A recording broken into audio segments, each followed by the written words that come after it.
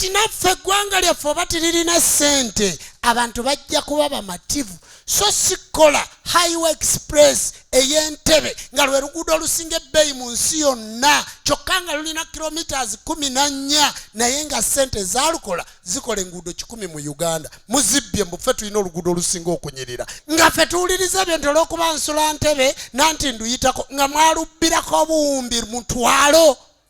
Bassebo ne bannyabo Bannayuganda tuli bubi naye mutereeze ensi yaffe kubanga ffe tujagala, ffe tuli bannansi.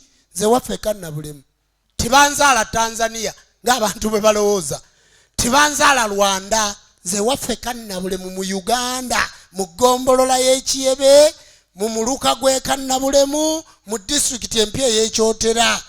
Nze ndi Munnabuddu, nva mu ssaza lya Ssaabasajja Kabaka ery'e Buddu. Honorable atukiikirira ye muyimbi Jeffrey Lutaaya. Yakiikirira ewaffe enkuba weetonnya olutindo nga lukutukako bamaama abo bakutula n'amaato. Okitegedde? So kati oluguudo singa lukole ensi y'e Rwanda yavaayo ng'eyagala tukulira oluguudo olwo kubanga baziika ekasensera Abanyarwanda. Gavumenti ya Uganda n'egaana. Bwe muba mwagaana mulukole. Nange nzire waffe nga waliyo kolansi. Naye ffe tuyite mu binnya, abaana n'abazzukulu nga bonna bayita mu binnya, naffe tufe nga tuyita mu binnya, ne Honorable Emmanuel Pinto yayita mu binnya, ne Kasolo ayita mu binnya nga yazimbye ebintu ebisinga eby'ebbeeyi nga ye minisita ave waffe nga nze Kasolo nkuleka kubanga twebongako sisobola. Gwe mwalo ogusinga obunene mu Uganda. Okitegedde bulungi? Kasensero gwe mwalo ogusinga obunene mu ki? Mu Uganda.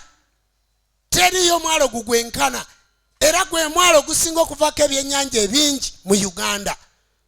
Gwe mwalo gugatta ku ggwanga eddala n'eddala. Era ewaffe gye tuva ettooke limu ligula $5,000 naye lwa ntambula. Enkoko egenda $10,000 naye lwa ntambula.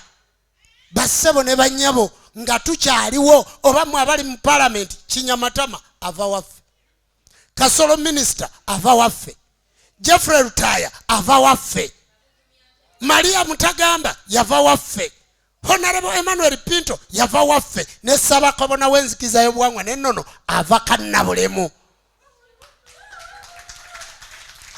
Okitegedde bulungi?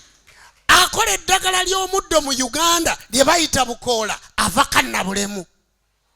Buli mugagga yenna ali wano nanyini popopo mu Ndeeba ava kannabulemu. Lwaki? Tibaagala na kwogera gye bava olw'embeera gye bayitamu.